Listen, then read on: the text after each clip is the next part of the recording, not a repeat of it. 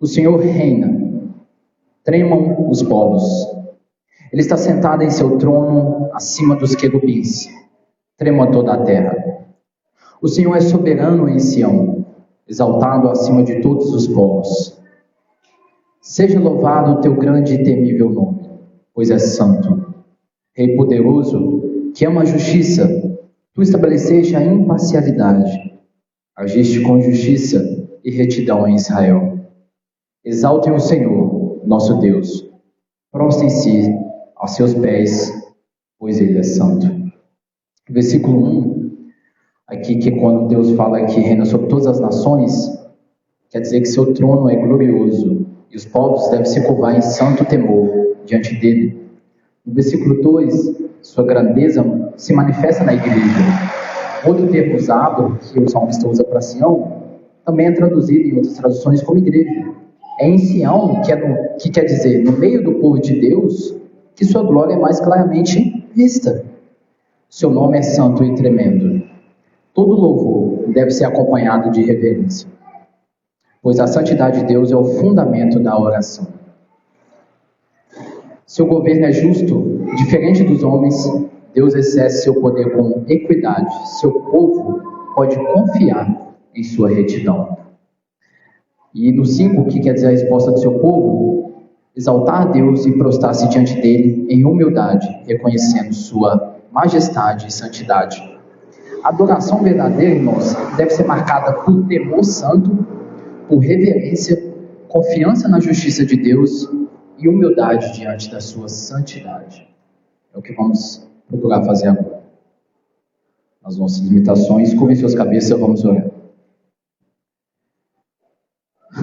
Senhor, nosso Deus e nosso Rei, nosso Senhor, Tu reinas sobre toda a terra e diante de Ti, Deus, os povos devem tremer. Grande és Tu em Sião, grande és Tu em meio à Tua igreja. E é no meio da Tua igreja, Deus, que revelas a Tua glória. O Teu nome é santo, é tremendo. Ensina-nos a adorá-lo com reverência, com temor piedoso. Tu amas a justiça. Estabelece o Teu trono em retidão, Deus. Dá-nos corações que confiem em Teus juízos santos.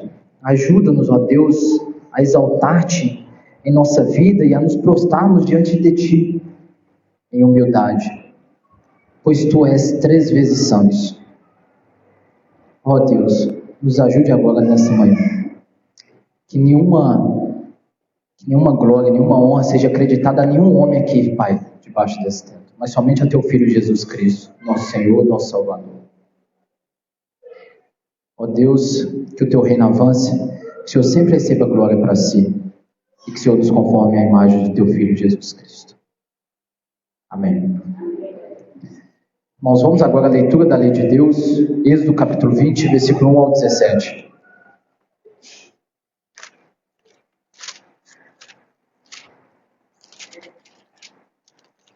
Êxodo capítulo 20, versículo 1 ao 17.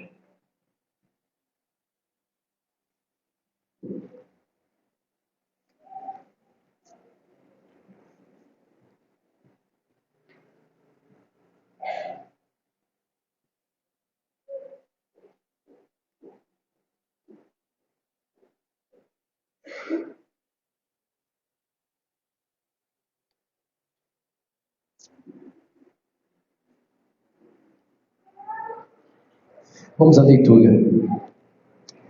Então falou Deus todas estas palavras: Eu sou o Senhor teu Deus, que tirei da terra do Egito, da casa da servidão. Não terás outros deuses diante de mim. Não farás para ti imagem de escultura, nem semelhança alguma do que há em cima dos céus, nem embaixo da terra, nem nas águas debaixo da terra. Não as adorarás, nem lhes darás culto, porque eu sou o Senhor, teu Deus, Deus zeloso, que visita a iniquidade dos pais nos filhos até a 3ª e 4ª geração daqueles que me aborrecem. E faço misericórdia até 1000 gerações daqueles que me amam e guardam os meus mandamentos. Não tomarás o nome do Senhor teu Deus em vão, porque o Senhor não terá por inocente o que tomar o seu nome em vão. Lembra-te do dia de sábado para o santificar.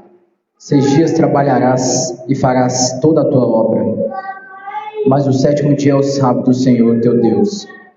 Não farás nenhum trabalho, nem tu, nem o teu filho, nem a tua filha, nem o teu servo, nem a tua serva, nem o teu animal, nem o forasteiro das suas portas para dentro. Porque em 6 dias fez o Senhor os céus e a terra, o mar e tudo que neles há. E ao 7º dia descansou. Por isso o Senhor abençoou o dia de sábado e o santificou. Honra teu pai e tua mãe, para que se prolongue os teus dias na terra que o Senhor teu Deus te dá. Não matarás, não adulterarás, não furtarás, não dirás falso testemunho contra o teu próximo, não cobiçarás a casa do teu próximo, não cobiçarás a mulher do teu próximo, nem o seu servo, nem a sua serva, nem o seu boi, nem o seu jumento, nem coisa alguma que pertença ao teu próximo. Lendo aqui a lei de Deus, sabemos que durante a semana que se passou, falhamos, pecamos, quebramos algum desses mandamentos. Não tem como cumpri-los na sua totalidade, pois só Cristo pode fazer isso, só Cristo fez isso. Aqui trata do caráter de Deus. Mas a Bíblia fala em 1 Pedro, se eu não me engano, 2,6, todo aquele que diz que está nele deve andar assim como ele andou. Como não é igual, mas é parecido. É do cristão o dever, tanto do homem como da mulher, de andar como Cristo. E fazendo um resumo do capítulo do primeiro mandamento sobre amar a Deus acima de todas as coisas, um resumo é amar tudo que Deus ama e odiar tudo que Deus odeia. Odiar as coisas que Deus odeia. Talvez nessa semana amamos aquilo que Deus tem odiado. E esse é o momento agora de a gente se arrepender pelos nossos pecados. Toda a igreja, nesse momento, curva suas cabeças, orar pela igreja também, mas oremos por nós, procurando verdadeiro arrependimento pelos nossos atos odiosos que podemos ter cometido durante a semana. Vamos orar, irmãos. Santíssimo Deus, ó Deus, chegamos até Ti, conscientes da nossa miserabilidade, o quanto somos rasos, quanto somos pecadores, Pai, o quanto somos falhos. Nesse momento, Pai, nos prostramos diante de Ti, clamamos, Pai, a Deus para que o Senhor nos perdoe os nossos pecados, para que o Senhor nos dê um verdadeiro arrependimento, Pai, não remorso, um verdadeiro arrependimento, Deus, dos nossos atos. Ó Deus, nos ajude, Pai, para que a nossa vereda, Pai, seja como a luz da aurora, que vai brilhando, brilhando até que se torne dia perfeito. O cristão não deve regredir, o cristão deve progredir, mediante a sua fé. Tenha misericórdia de nós, Pai. Falhamos essa semana, pecamos a semana que se passou, Pai. Quebramos a Tua lei. Por isso que nós chegamos, Pai, como uma criança que segura a mão forte do Teu Pai, com medo de se perder. Agarramos agora, Pai, na cruz de Cristo, Pai. Nos apegamos a Cristo Jesus,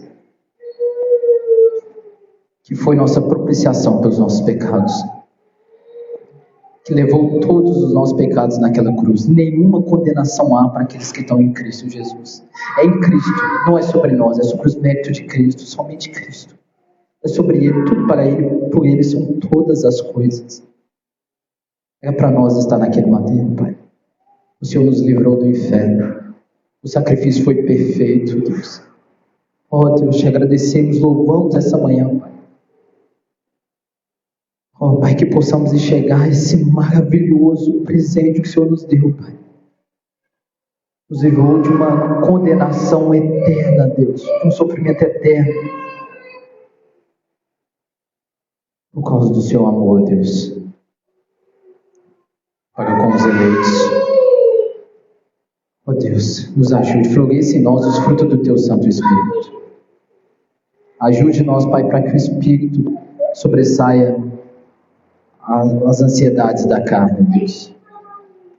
Floresça o Teu Espírito Santo em nós. Abunde, Pai, grandemente o Teu Espírito Santo em nós. Tudo de mal que fazemos é de nós mesmos, mas tudo de bom somente pode vir do Teu Santo Espírito, Pai. Por isso clamamos nessa manhã, para que o Senhor deposite em nós, para que o Senhor enche nós do Teu Espírito Santo. Possamos nos arrepender, Pai, e florescer, que a nossa vereda, Pai, possa se aumentar, clarear mais, cada vez mais, nos frutos da justiça, que é somente esse fruto mediante a Jesus Cristo. É neles nos apegamos, Pai. Em nome do Teu Filho Jesus Cristo que nós oramos. Amém. Irmãos, vamos ao primeiro cântico, que é a palavra cantada. Vamos ao Salmo 1, a parte B, que se trata, a tradução dele, que se trata os justos e os ímpios. Cantemos toda a igreja. Bem-aventurado é o homem que não anda conforme as ímpias sugestões de conselheiros maus, não se detém no caminhar de homens pecadores, tem comunhão com o escarnecedor. Porém o seu prazer está na santa lei de Deus, e dia e noite nessa lei medita sem cessar. Qual árvore plantada está junto das muitas águas, tal é o homem, pois no tempo fruto próprio dá. E murcha não será jamais toda sua folhagem, bem sucedido ele será em tudo que fizer. Os ímpios nunca são assim, são como a palha ao vento. No juízo e na congregação dos justos cairão. Pois o Senhor conhece bem dos justos a vereda, mas o caminho dos perversos se perecerá. Amém. Irmãos, pode se sentar. Vamos agora à leitura pública do Antigo Testamento, Gênesis, capítulo 47.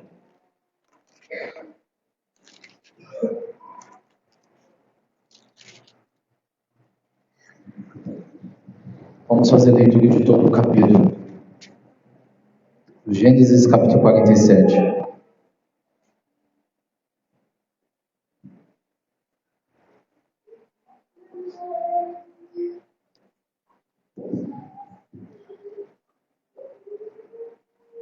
Gênesis capítulo 47, vamos à leitura. Então veio José e disse a Faraó: meu pai e meus irmãos, com seus rebanhos e o seu gado, com tudo o que tem, chegarão da terra de Canaã. E eis que estão na terra de Gósen. E tomou 5 dos seus irmãos e os apresentou a Faraó.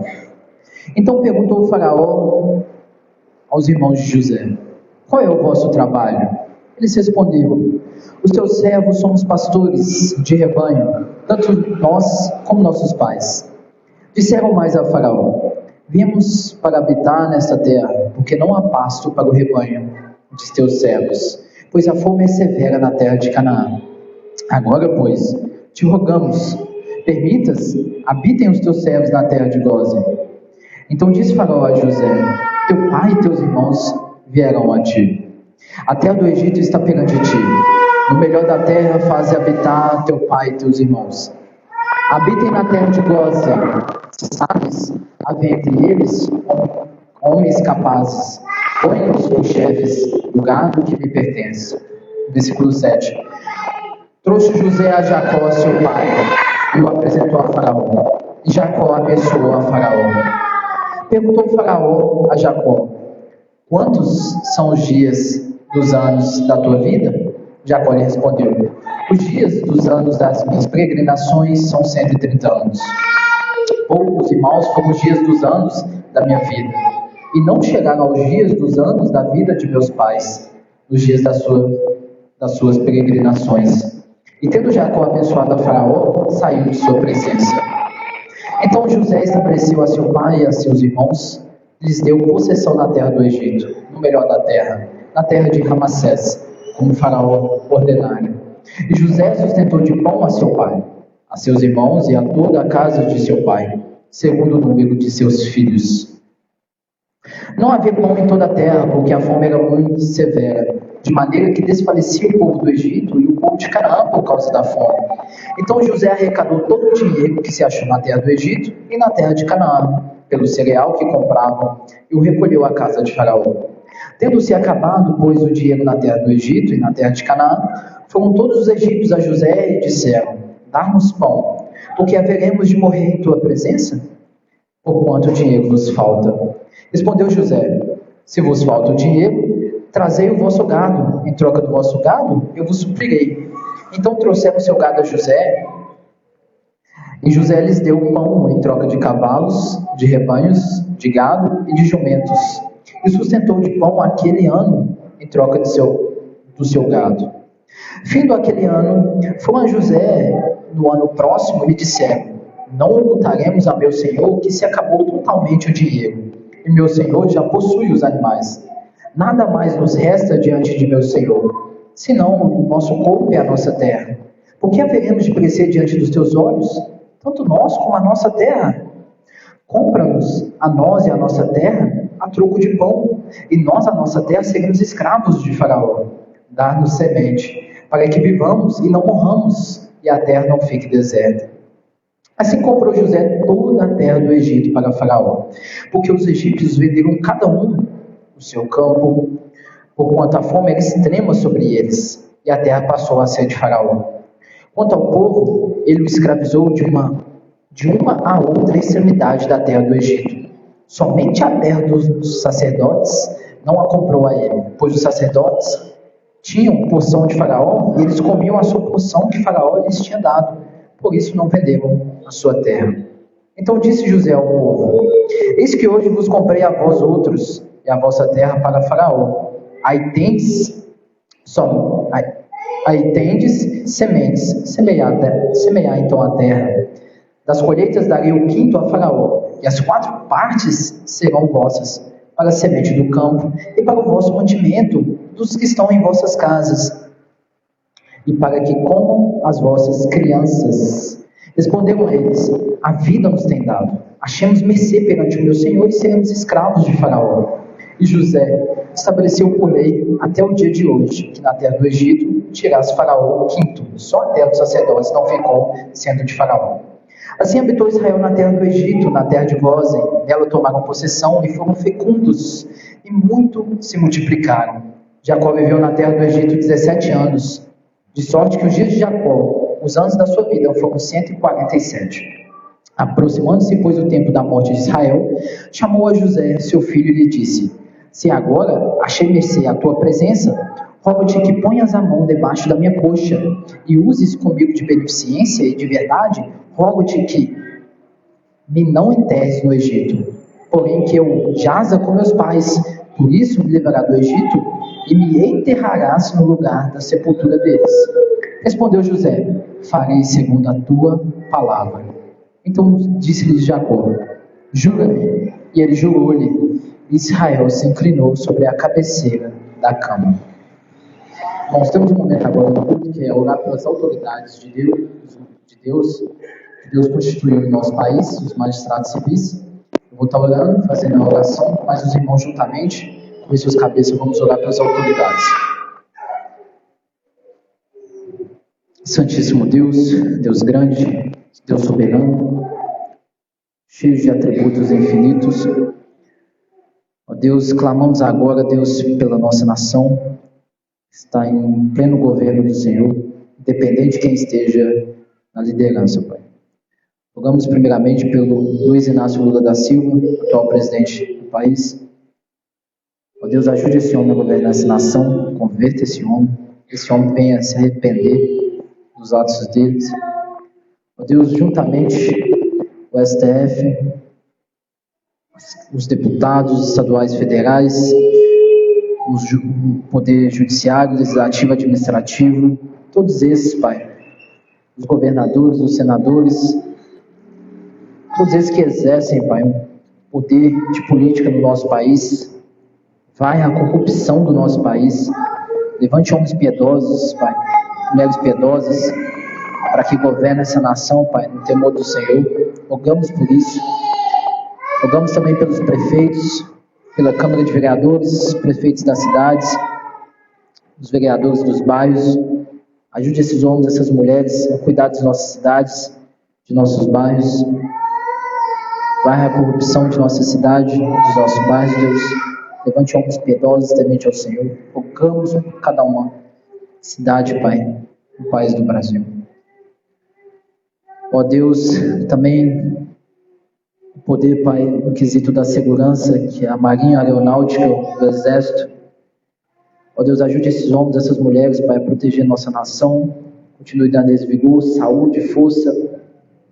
Rogamos também pelos policiais penais, os policiais federais, os rodoviários federais, os militares, a Guarda Civil Municipal, os seguranças, Pai, todos esses que protegem e fazem a questão, Pai, os deputados, os delegados, Pai, os coronéis, os sargentos, todos esses, Pai, que fazem a segurança do nosso país, Pai. Ajude esses homens, essas mulheres a voltarem vitoriosos para suas casas, Pai, para seus pais e mães, para suas esposas e seus filhos, Pai. E que o bandido venha receber a devida culpa, Pai, que ele venha ficar atrás das grades, venha pagar pelos seus atos odiosos. Então ajude esses homens, Pai, a proteger nossa nação, protege-os e guarde-os, Deus. Oramos também no quesito, Pai, na liderança, no poder também da parte, Senhor Jesus, da saúde pública do nosso país. Os psicólogos, os médicos, os clínicos gerais. Ó Deus, clamamos, ó Deus, pelos farmacêuticos, as farmácias, o centro de enfermagem, os enfermeiros, todos esses, Pai, que cuidam da saúde nossas, Pai, dos nossos parentes. Ajude esses homens, dê saúde a esses homens, força esses homens e essas mulheres, para que elas possam cuidar, Pai, da nação no quesito de saúde. Ajude esses homens. Ó Deus, oramos também pela autoridade eclesiástica, Pai, os pastores piedosos que estão no anonimato, escondidos. Ajude esses homens, Pai. Sabemos que o número está crescente dos falsos pastores, dos falsos ministros, Pai. Que o juízo de Deus possa chegar a esses homens que deviam receber a devida, Pai, o devido juízo do Senhor. Mas oramos, Pai, por esses homens, esses pastores fiéis, esses pastores, Pai, que amam a Tua palavra, que amam aplicar a Tua palavra, seguir a Tua palavra. Ajude esses pastores, esses diáconos, esses presbíteros espalhados pelo mundo, Deus. Manda a Tua provisão, cuide deles, dos seus casamentos, das suas famílias, dos seus filhos, da igreja, Pai, a qual eles pastoreiam, Pai. Deus, ajude esses homens, Pai. Envia a Tua provisão, cuide deles. Oramos também, Pai, pela Comunhão Batista Reformada do Sudeste. Deus, ajude o pastor Josué e os demais da comunhão, os pastores, a cada igreja, Pai, necessitada da Comunhão Batista Reformada do Sudeste. Cuide deles, Pai, continue dando eles sabedoria, clareza, provisão. Cuide desses homens, cuide dessa comunhão, Pai. Está disposto a ajudar as igrejas, a qual, Pai, ó Deus, também se disponibilizou a Igreja Batista Reformada Emanuel em Sete Lagoas, o pastor Renan, o pastor Valdir, os demais diáconos, a estar nos ajudando hoje, Pai. Ó Deus, continue abençoando a vida do pastor Renan, que está aqui presente, a sua esposa, a sua família. Ó Deus, cuide deles, cuide da Tua igreja lá naquele momento, Senhor Jesus está lá.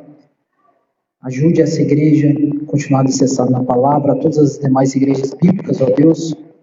Cuide todas essas igrejas, Pai, desses pastores espalhados pelo mundo, desses pastores piedosos. Rogamos por esses pastores, ó Deus. Envia ali, Pai, o Teu cuidado sobre eles. Ó Deus, oramos pela Igreja Batista Reformada de Santa Luzia, pelos maridos, ó Pai. Ajude cada marido a amar a sua esposa, Pai, como Cristo amou a sua igreja. Ó Deus, ajude cada esposa a ser a sua auxiliadora do seu marido, Pai. A ser submissa ao seu marido como a igreja é submissa a Cristo. Ó Deus, aos filhos, a obedecerem seus pais, a respeitarem seus pais, a honrarem seus pais. Deus, cuide das crianças, Pai. Senhor Deus, nas escolas, livre do homem usurpador, do pedófilo. Proteja as nossas crianças das ideologias podres espalhadas nessas escolas, Pai. Livre desses ensinos malignos do mundo secular, Pai. Cuide da mente das nossas crianças. Ó Deus, rogamos também, Pai, pelos enfermos. Ó Deus, da Igreja Batista Reformada de Santa Luzia, os pais da irmã Alda que não pôde estar conosco. Ó Deus, dá força àquela mulher, Pai, que cuida dos seus pais de forma muito piedosa, envia-lhe a tua força, a tua saúde. Ó Deus, a irmã Elisângela, que fez um esforço, que está aqui, mas está com fortes enxaqueca, luta com fortes enxaqueca. Ó Everson, que não está aqui, Pai, com gastrite, pedra no rins, que faz uma luta para estar no culto, até o final do culto, luta contra vômito, contra mal-estar de barriga. Envia a tua cura para essas pessoas, ó Deus, aos demais que não pôde estar aqui, Pai, por algum motivo de saúde. Leva a tua cura, Pai, leva o teu renovo. Ó Deus, rogamos para as pessoas que perderam entes queridos. Ó Deus, que o Senhor possa enviar o teu consolo. Ó Deus, teu renovo, a tua esperança que é somente em Cristo, os seus frutos do Espírito, que é a alegria a essas pessoas, Pai. Ó Deus, rogamos também, ó Deus, pelas gestantes, ó Pai, que vão ganhar bebê em breve. Ó Deus, que o Senhor venha enviar ali todo o preparo de equipe médica, todo o hospital, prepara tudo para que venha ser um parto tranquilo, um parto bem concluído, Pai, para a tua glória e teu louvor. Rogamos também, ó Deus, pelos noivos, por aqueles que almejam casamento. Deus, ajude esses noivos, esses jovens, a manter, Pai, a santidade da tua palavra nos seus relacionamentos, Pai. Ó Deus, rogamos também pelos processos judiciais da Igreja Batista Reformada, que estão ali, Pai, os irmãos com processos pendentes na justiça. Conceda a causa ganha de acordo com a tua justiça e o teu querer. Deus, tudo isso te pedimos, te clamamos e oramos em nome do teu Filho Jesus Cristo. Amém. Irmãos, vamos agora o segundo cântico a Deus, palavra cantada, o Salmo de número 8, na versão C, que se trata a glória divina e a dignidade do Filho do Homem. Cantemos toda a igreja. E o nosso Senhor, quão magnífico é o nome teu, é em toda a terra, ó Deus, quão magnificente é. Tua majestade excelsa, expusestes, pois, nos céus, expusestes, pois, nos céus. Aí da boca dos bebês, criancinhas a mamar, suscitastes força, ó Deus, para calar o opositor, e também emudecer o inimigo e o vingador, o inimigo e o vingador. Quando olho para os céus, criação dos dedos meus, luz, estrelas no lugar, estabelecidas lá. Eu, homem, o que é que te lembres e visites o que o Filho do Homem é. Feito foi por um pouco então menor, e de glória e honra então coroaste o homem, sim. Sobre as obras da tua mão o domínio tu lhe destes, lhe pusestes tudo aos pés. as ovelhas e os bois, e do campo os animais, e as aves lá do céu, peixes, tudo que há no mar. É o teu nome, ó Senhor, Senhor nosso em toda a terra, quão magnificente é. Amém. Amém. Bom, vamos agora ao momento de ofertório. Os irmãos estejam livres em contribuir. A gente aqui não canta no momento de ofertório, porque quando você contribui com seus recursos, é um ato de adoração a Deus. Você está contribuindo com seus recursos para o reino de Deus. Então que os irmãos fiquem à vontade, ficam livres em contribuir.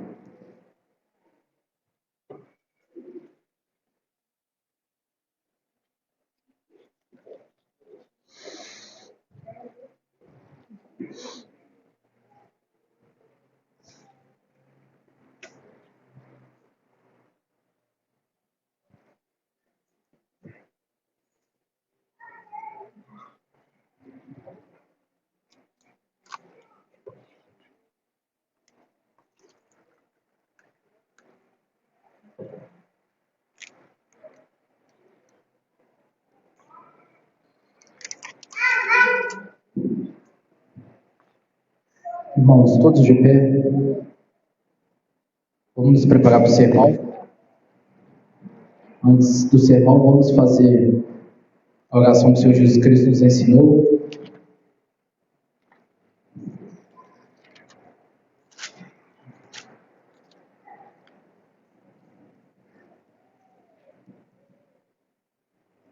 Registrado em Mateus 6, a partir do verso 9. Jesus disse: portanto vós orareis assim: Pai nosso que estás nos céus, santificado seja o teu nome, venha o teu reino, faça-se a tua vontade, assim na terra como no céu.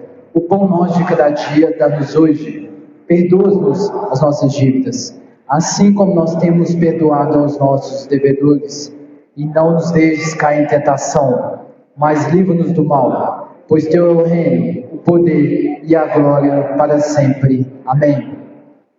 A palavra está com o pastor Renan, que vai nos trazer o sermão.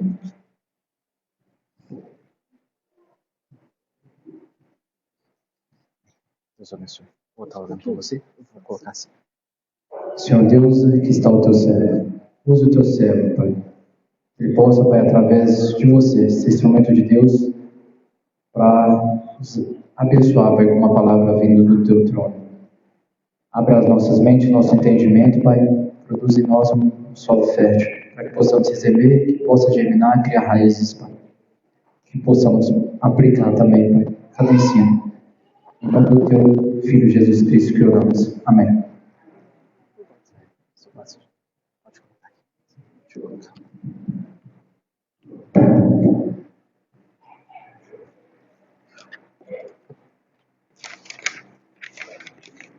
Deus abençoe.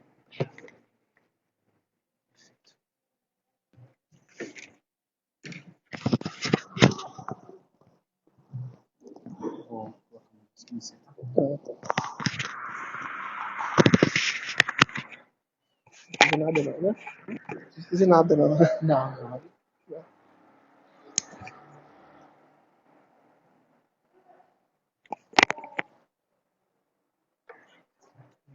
Tá bom. Muito obrigado. Tá bom, muito obrigado.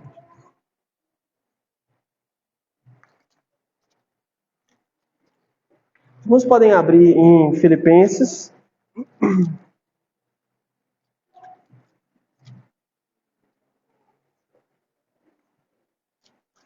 Irmãos, eu sei que os irmãos estudaram e tiveram a pregação, né, domingo passado, nesse mesmo texto, mas a nossa igreja tem uma tradição de fazer vários sermões, assim como os puritanos faziam, vários sermões do mesmo texto.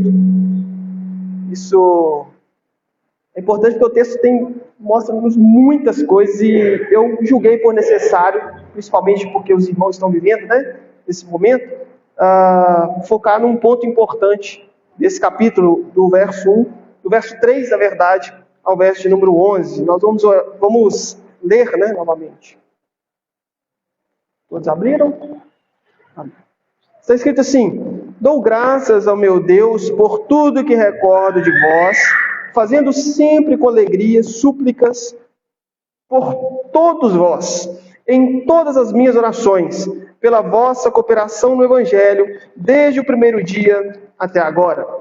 Estou plenamente certo de que aquele que começou boa obra em vós há de completá-la até o dia de Cristo Jesus. Aliás, é justo que eu assim pense de todos vós, porque vos trago no coração, seja nas minhas algemas, seja na defesa e confirmação do Evangelho, pois todos sois participantes da graça comigo, pois minha testemunha é Deus, de saudade que tenho de todos vós, na terna misericórdia de Cristo Jesus. E também faço essa oração, que o vosso amor aumente mais e mais em pleno conhecimento de toda percepção, para aprovardes as coisas excelentes e ser sinceros e inculpáveis para o dia de Cristo, cheios do fruto de justiça, o qual é mediante Jesus Cristo, para a glória e louvor de Deus. Amém. Todos podem se assentar.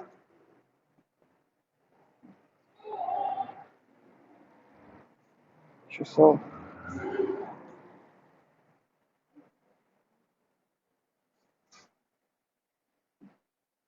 Bom, meus irmãos, eu me lembro no meu ensino médio, já tem um tempo, né? Foi lá em 2000, ano de 2000. Eu me lembro no ensino médio, quando eu estava estudando redação, eu tinha uma professora de redação que ela ensinava a gente a fazer bons textos, e os textos dela, era uma professora muito agradável, ela era muito carismática, e ela sempre ela dava uma dica pra gente: olha, todo texto que você fizer deve ter início, meio e fim.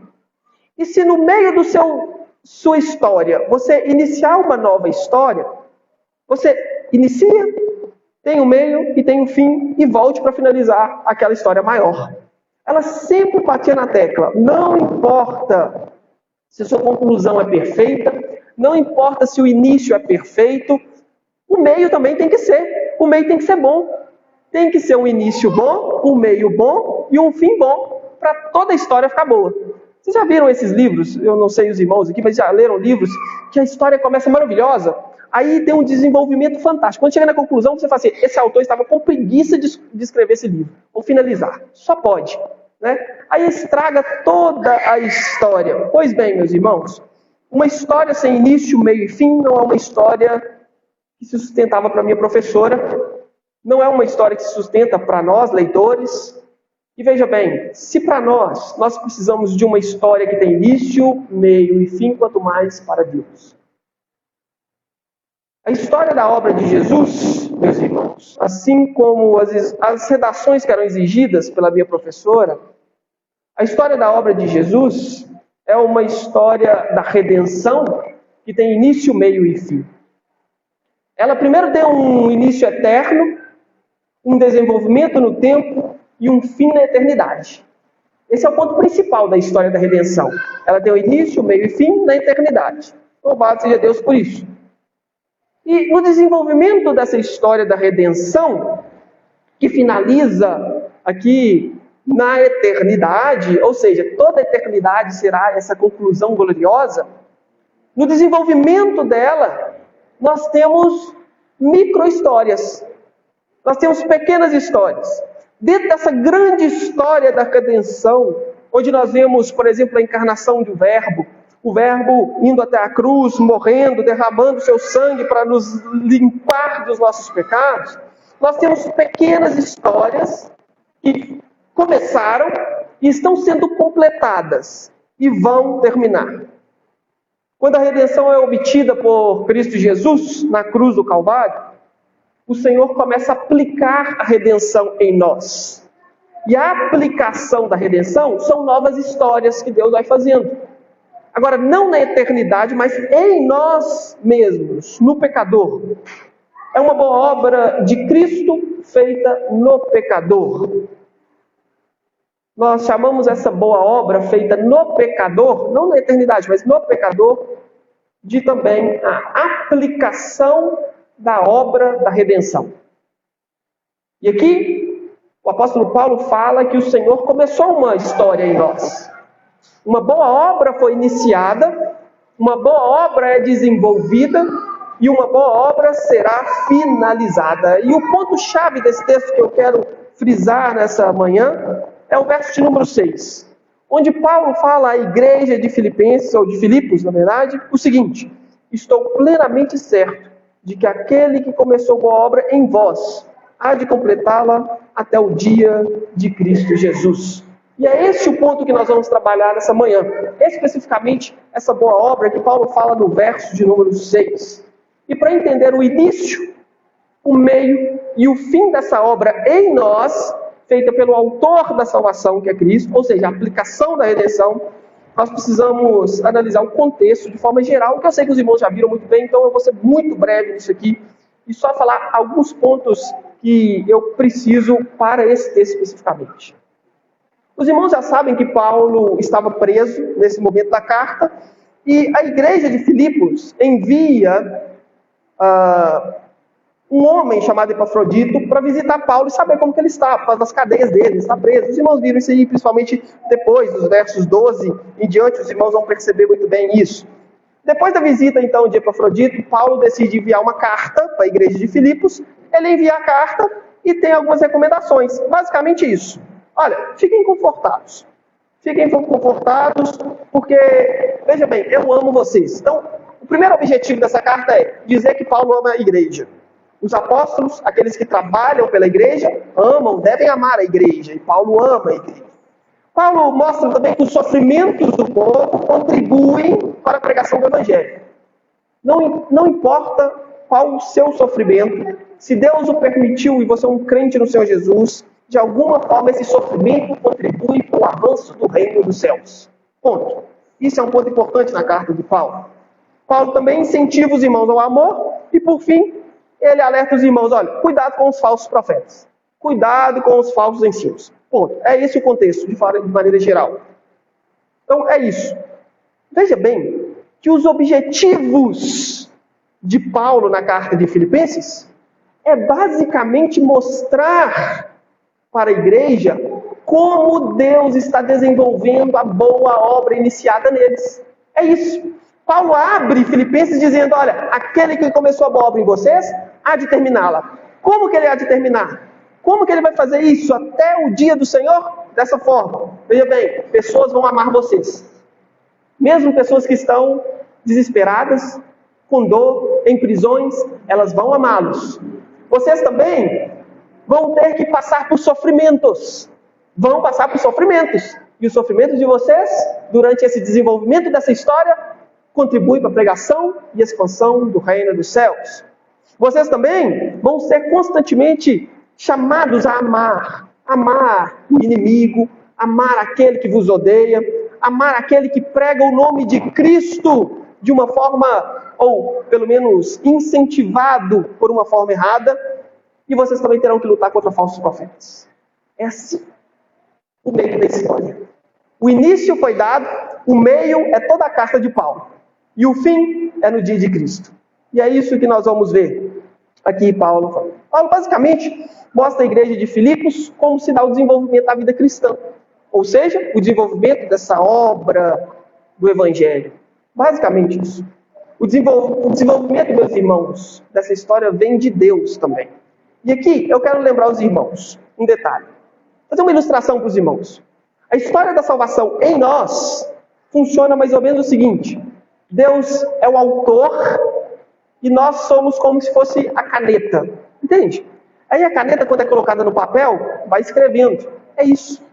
Basicamente isso. Nós somos a canetinha, nós não temos poder nenhum se Deus não pegar na gente e não escrever a história. Entendeu? É basicamente isso que Paulo está mostrando para os irmãos. E nós vamos nos atentar para o verso 6 agora. Observe o verso de número 6 e nós vamos observar ele assim, de forma mais analítica. Paulo escreve o seguinte: eu estou plenamente certo. Paulo está inspirado pelo Espírito Santo. Ele fala da autoridade que vem de Deus. Portanto, isso aqui vai acontecer. Não é uma possibilidade, como alguns acreditam. Deus, Ele não inicia uma história com uma possibilidade de fim. Paulo deixa bem claro: estou plenamente certo de que, veja bem, aquele que começou é aquele que há de terminar. Paulo está dizendo o seguinte, então, não é questão de possibilidade a salvação, é questão de certeza. E aqui entra, né, os irmãos sabem muito bem, a doutrina da perseverança dos santos, a certeza da salvação. Não porque nós somos o autor da salvação, mas porque Deus é o autor, nós somos a caneta, digamos assim, da história. Né? Paulo já inicia isso dizendo de forma fantástica: olha, meus irmãos, prestem bem atenção, a história há de terminar. A história de cada um de vocês há de terminar. E por que cada um de vocês? É isso que nós vamos ver aqui. Vamos ver primeiro o início dessa obra, antes de falar como que se dá na gente mesmo, né? O desenvolvimento, o desenrolar e o fim.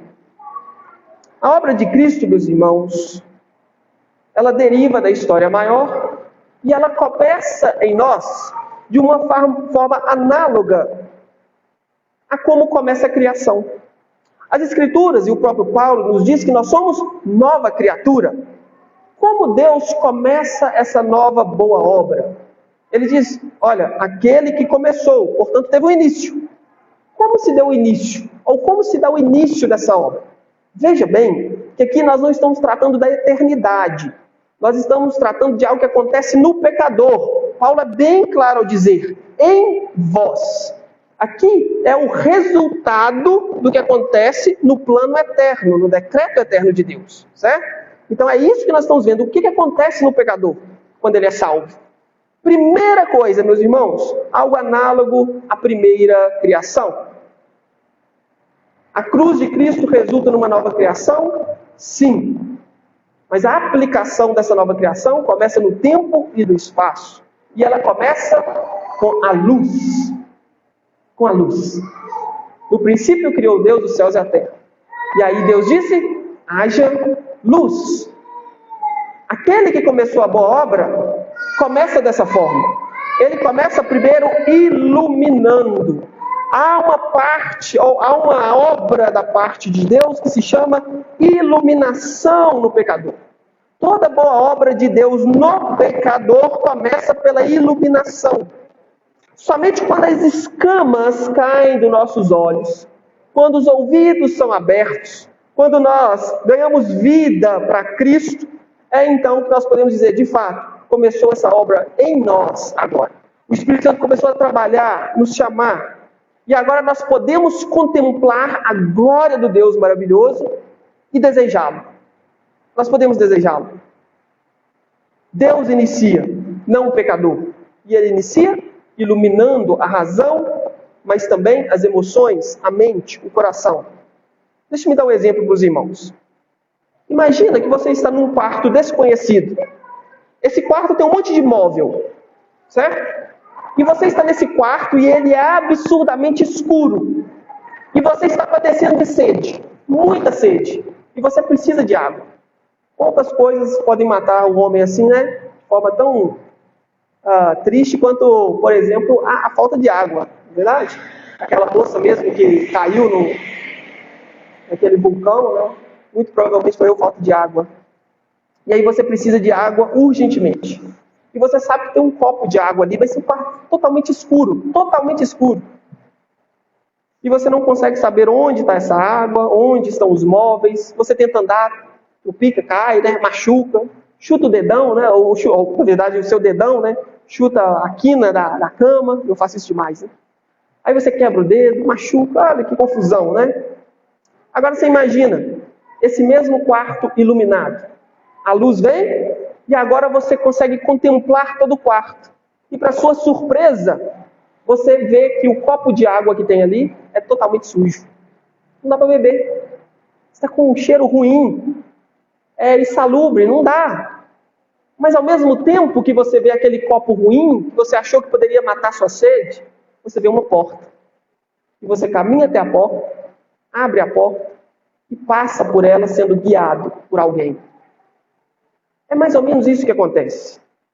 Calvino fala muito bem, lá nas Institutas, no volume 1, sobre esse processo. Quando Deus inicia a boa obra, Ele coloca a luz, o Espírito Santo brilha. Para quê? 2 motivos. Para que a gente veja que o copo de água não pode ser tomado e que a gente veja a porta estreita.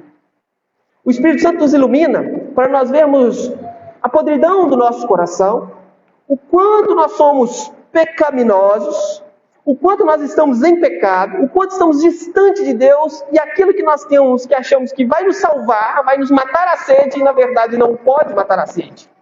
Mas ao mesmo tempo que isso acontece, nós conseguimos ver a porta estreita. E nós agora somos capazes, por causa da iluminação do Espírito, por causa do Espírito Santo agindo e trabalhando, caminhar até a porta. Agora, nós juntos com essa luz, vamos caminhar até a cozinha e poder pegar uma água boa, agradável, nos saciar, nos alimentar. É isso. É assim o início da boa obra.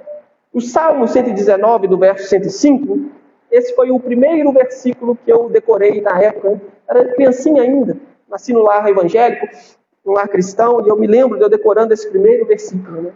Lâmpada para os meus pés é a tua palavra, Senhor, e luz para os meus caminhos. Lâmpada para os meus pés. Luz. Sem a luz, nós não podemos andar, não podemos encontrar a salvação. E uma das evidências mais práticas que nós temos, que o Senhor iniciou uma boa obra, é através da iluminação do Espírito Santo em nossa vida. Aqui fica a pergunta, muitas pessoas... Essa semana eu estive conversando com um crente, há muitos anos, ele deve ser crente há uns 30 anos, e me deu uma tristeza tão profunda, porque ele falou comigo, sabe, como você tem certeza de que você vai ser salvo? Como você tem certeza de que você vai herdar o reino dos céus? Ora, a certeza que eu tenho é porque o Espírito me iluminou para Cristo. Simples assim. E a evidência prática de que Jesus começou a boa obra em cada um dos irmãos é a percepção dos pecados, a percepção da corrupção e a percepção de que a solução para a sua vida é somente Jesus Cristo. É somente a graça de Cristo. Se você não teve isso ainda, você está tendo evidências, talvez, e aqui eu digo talvez porque às vezes isso é um pouco demorado, mas peça a Deus misericórdia. Peça a Deus misericórdia. Mas as evidências é que você ainda talvez não tenha sido iluminado. Porque aquele que é iluminado pelo Espírito, ele tem uma consciência de pecado absurda, ao mesmo tempo que ele tem uma consciência da salvação absurda. Ele vê a graça. Ele consegue enxergar em Cristo Jesus esperança, apesar de seus pecados terem sido colocados diante dos seus olhos. É assim que começou a boa obra. Mas toda boa obra há um desenvolvimento. Como que nós sabemos que há um desenvolvimento? Porque Paulo fala, ele há de completá-la. Ele há de completá-la. Mas não só aqui. Em Filipenses capítulo 2, se os irmãos observarem o verso 12, Paulo diz que essa boa obra iniciada por Jesus, ela vai sendo desenvolvida. E ele diz assim, abra lá no capítulo 2, verso 12, que completa o texto do verso 6 do capítulo 1. Olha só o que Paulo diz.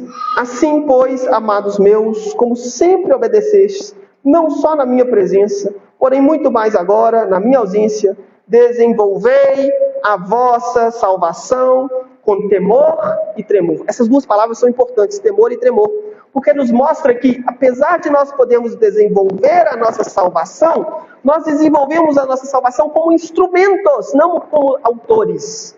Por isso que você desenvolve no temor e tremor, você não desenvolve da maneira que você quer. Você está nas mãos de Deus. Você é só um instrumento. Você é só a canetinha lá que balança conforme Deus mexe. É basicamente isso. Toda boa obra tem uma continuidade. Pelo poder do Espírito Santo, os pecadores, como instrumentos, vão sendo usados por Deus para o desenvolvimento da boa obra, que é a salvação em vós.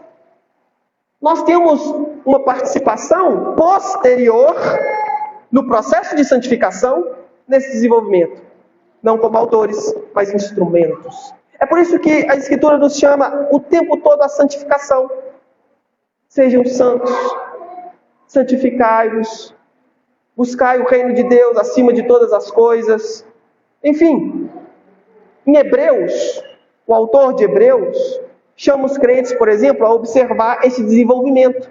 Ele diz assim, em Hebreus capítulo 2, verso 3: como nós escaparemos se negligenciarmos tão grande salvação, a qual, tendo sido anunciada inicialmente pelo Senhor, foi-nos depois confirmada pelos que a ouviram?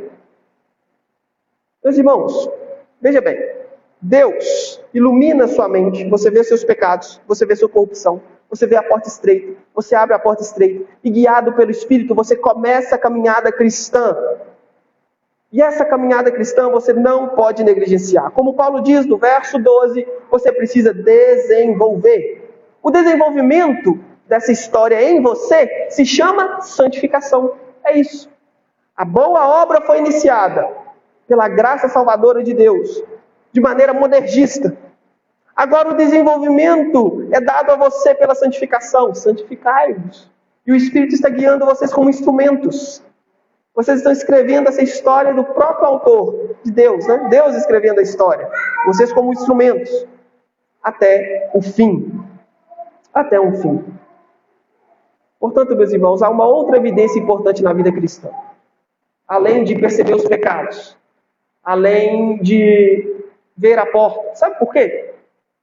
Porque no quarto escuro, às vezes você pode bater o pé na quina da cama e perceber, tem uma cama aqui. Veja bem, aqueles que não são salvos por Jesus Cristo, por acidente de percurso, às vezes, eles percebem os seus pecados. E os irmãos já viram isso aqui no dia a dia. Quantos aqui já lidaram com pessoas ou lideram com pessoas ímpias, pagãs, mas que em um certo momento da vida chegaram a uma conclusão: nossa, isso que eu fiz foi errado.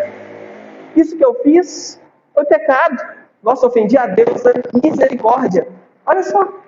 Eles fazem isso por acidente de percurso. Eles estão andando no quarto escuro e de vez em quando, bati na cama. Bati em outra coisa aqui. Machuquei. E aí eles vão percebendo os pecados, mas eles não conseguem ver a porta. Eles não conseguem sair pela porta, porque o quarto não foi iluminado. Meus irmãos, isso é importante, mas o desenvolvimento também é importante. Veja bem, observar e ter noção dos pecados é importante? Sim, mas é importante cultivar a santidade, a santificação.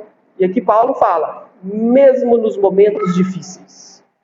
A partir do verso 12, meus irmãos, Paulo vai dizer, vocês vão sentir dores, vocês vão sofrer, mas o sofrimento é parte do desenvolvimento da boa obra iniciada por Cristo. As cadeias são parte desse desenvolvimento. Nesse desenvolvimento, meus irmãos, é onde nós iniciamos novas histórias. Isso. Olha que interessante. A história da redenção faz com que uma história nova aconteça em nós, e a partir dessa nova história em nós, nós podemos fazer novas historinhas no mundo. Isso a gente chama de boas obras. Toda boa obra do crente só acontece porque existe uma obra melhor antes. A obra iniciada por Cristo Jesus. As nossas boas obras derivam da obra boa de Jesus.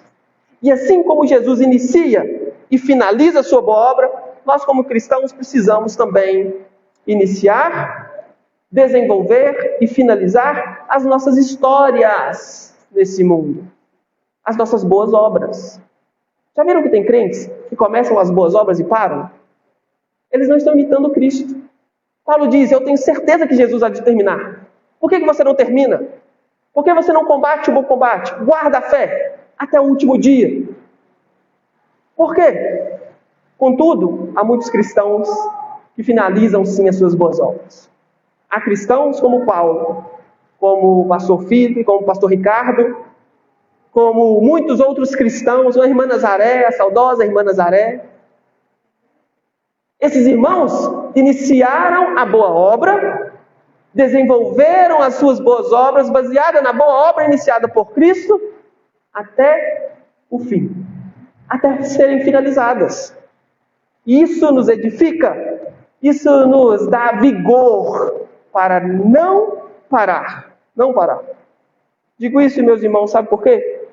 Porque essa igreja é fruto da boa obra de Cristo iniciada no coração dos irmãos. Isso aqui também é uma boa obra. Sim. Sabe por quê?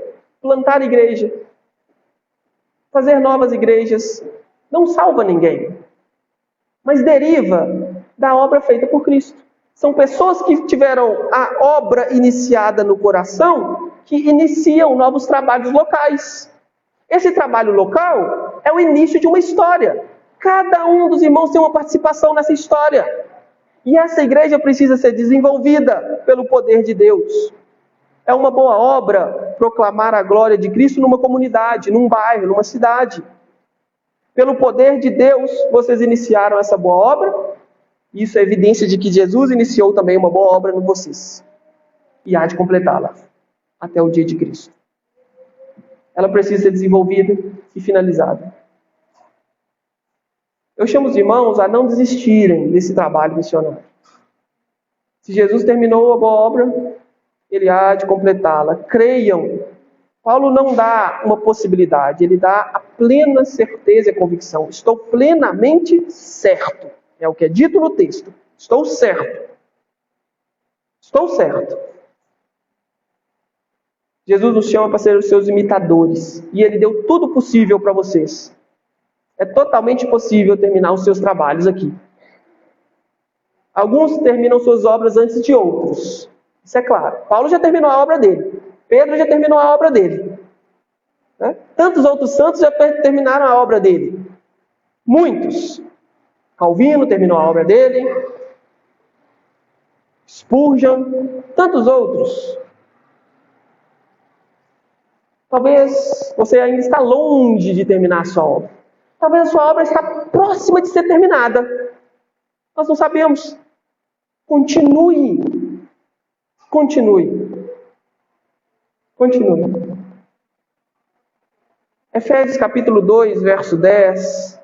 O apóstolo Paulo nos diz, inspirado pelo Espírito Santo: pois somos feitura deles, criados em Cristo Jesus para boas obras. E aí, Paulo fala a Timóteo, em 2 Timóteo capítulo 4, verso 7, exatamente isso. Olha, Timóteo, acabei. Finalizado o trabalho. Louvado seja Deus. Foi até aqui a minha história. E agora a minha história continua de outra forma. Combati o bom combate. Completei a carreira. Guardei a fé. Finalizei. Vocês têm muito trabalho a fazer. Alguns mais, outros menos. Desse meio dos irmãos surgirão pastores, diáconos, novas igrejas, novos pecadores convertidos aos pés de Cristo. Não desistam. Aquele que começou, há de terminar. E aí, Paulo diz uma outra parte importante nesse texto. O fim. Ele começa a trabalhar o fim. Finalmente ele começa a trabalhar o fim.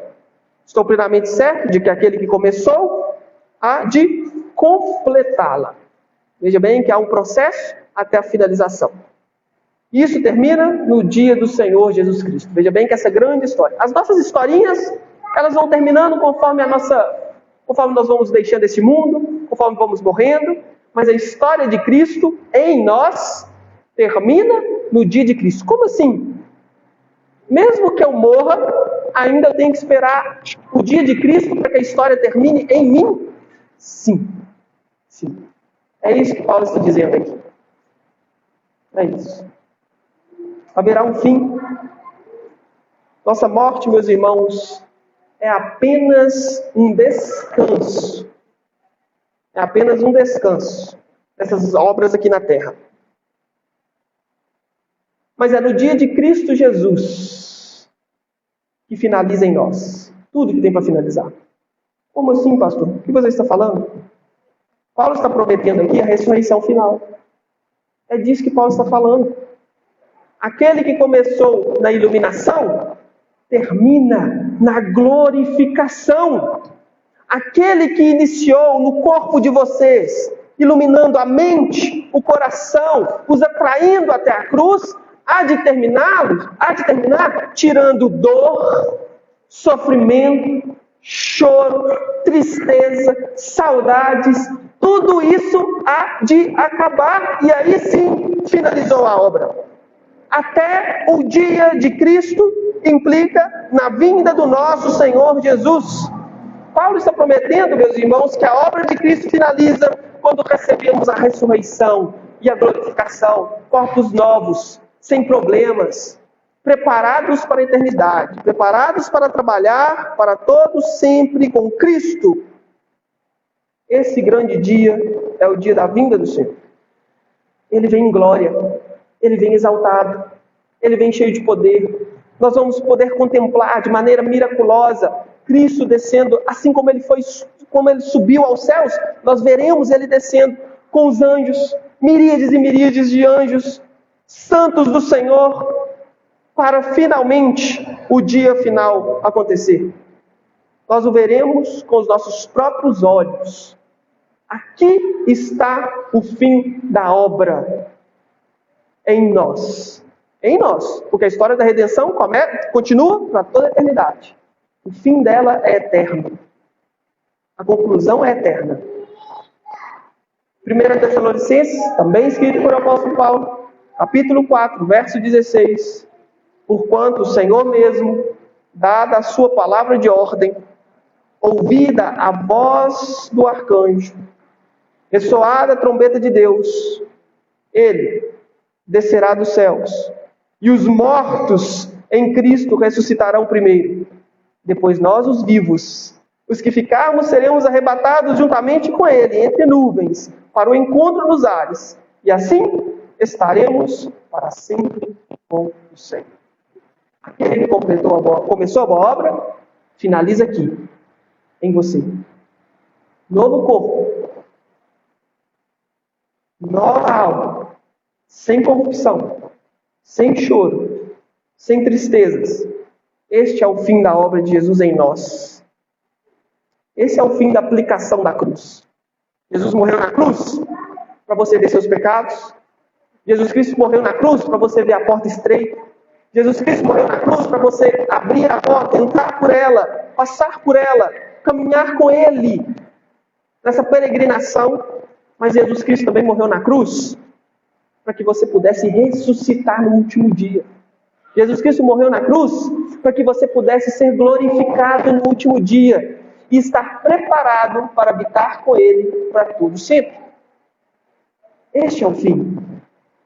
1 Coríntios, capítulo 15, verso 16, Paulo completa e diz o seguinte: o último inimigo a ser destruído é a morte. Finalizado em vocês. Finalizado em vocês. Esse é o fim. Ainda não acabou. Aguardemos. Até mesmo para aqueles santos que estão nos céus. Foi o fim das obras aqui na terra. Mas ainda não foi o fim dessa boa obra iniciada aqui, dita pelo Paulo. Eles aguardam também esse último dia do Senhor para se cumprir essa profecia. Eu quero, meus irmãos, agora fazer um convite especial para todos os irmãos. Eu convido os irmãos a participarem dessa obra de Cristo. Ou aquele que está aqui e que ainda não viu seus pecados, não teve essa experiência tão chocante de descobrir o quanto a sua vida é podre e cheia de defeitos. Você que não teve essa experiência ainda de ver a cruz de Cristo e desejá-la ardentemente, se prostrar diante de Cristo e falar: Senhor, sou um miserável pecador, preciso de Ti. Eu convido você a desfrutar dessa boa obra de Jesus Cristo, que vai finalizar na ressurreição dos corpos. Clame a Jesus Cristo. Alguém certa vez perguntou ao apóstolo Paulo, mas como? Como? Paulo só explicou o seguinte, olha, creia e será salvo. É isso. Você não precisa ser um grande teólogo. Você não precisa ser um grande filósofo. Você não precisa de ter muitos diplomas. Nada. Creia que Jesus Cristo morreu na cruz do Calvário para você, no seu lugar. E o Espírito há de iluminá-lo e aplicar tudo isso na sua vida. Caso contrário, deixa eu te dizer como é que vai ser sua vida. Vai ser mais ou menos assim, olha. Vira e mexe, você vai perceber seus pecados. Vira e mexe, você vai falar, nossa, errei, pequei. Ó Senhor, tem misericórdia. Mas nunca vai ter um quarto iluminado. Todos os seus pecados que vocês vão percebendo, é só porque você esbarrou neles. Se você nunca tivesse esbarrado nesses pecados da sua vida, você nunca perceberia que você é um pecador nessa área. A diferença quando nós somos iluminados, quando a boa obra inicia, é que você não precisa ter cometido aquele pecado para saber que toda a potencialidade dele estava lá. Você não precisa ter traído a sua esposa para saber que a potencialidade do pecado e da traição estava lá. E você é tão culpado quanto aquele que pecou esse pecado. Sem iluminação, você só vai perceber isso quando você cometeu o ato mesmo. Com a iluminação, você nem precisa cometer o ato para perceber que está lá. Você pode estar se enganando, achando que é um cristão. Pode estar se enganando, achando que é um crente. Porque percebeu um pecadinho aqui, outro pecado ali. Ficou com vergonha, talvez, de ser exposto publicamente. E aí achou o Cristo. A obra de Cristo, meus irmãos, tem um início, tem um meio e tem um fim. Ela não para no início. Que Deus nos ajude a contemplar essa glória de Jesus Cristo. As boas obras, a santificação. Que o Senhor nos ajude. Vamos orar? Curvem suas cabeças. Senhor, louvamos a Ti. Louvamos a Ti pela Sua bondade e misericórdia. E nós pedimos em nome de Jesus, Pai, que o Senhor nos ajude a perceber essas boas obras, essa boa obra iniciada por Jesus Cristo. E desfrutar dela de fato, como pessoas que amam o Senhor Jesus Cristo e tiveram um encontro real com Jesus. Perdoa-nos os pecados e ajude-nos a viver para a glória e para a graça do Seu santo nome. Nós oramos agora e para sempre, em nome de Jesus Cristo. Amém. E amém. Que o Senhor seja exaltado. Amém. Irmãos, nós vamos agora fazer a leitura do catecismo, não é isso? Do credo. Do credo apostólico. Desculpa, irmãos. Do credo apostólico. Eu convido os irmãos a todos ficarem de pé e lermos juntos.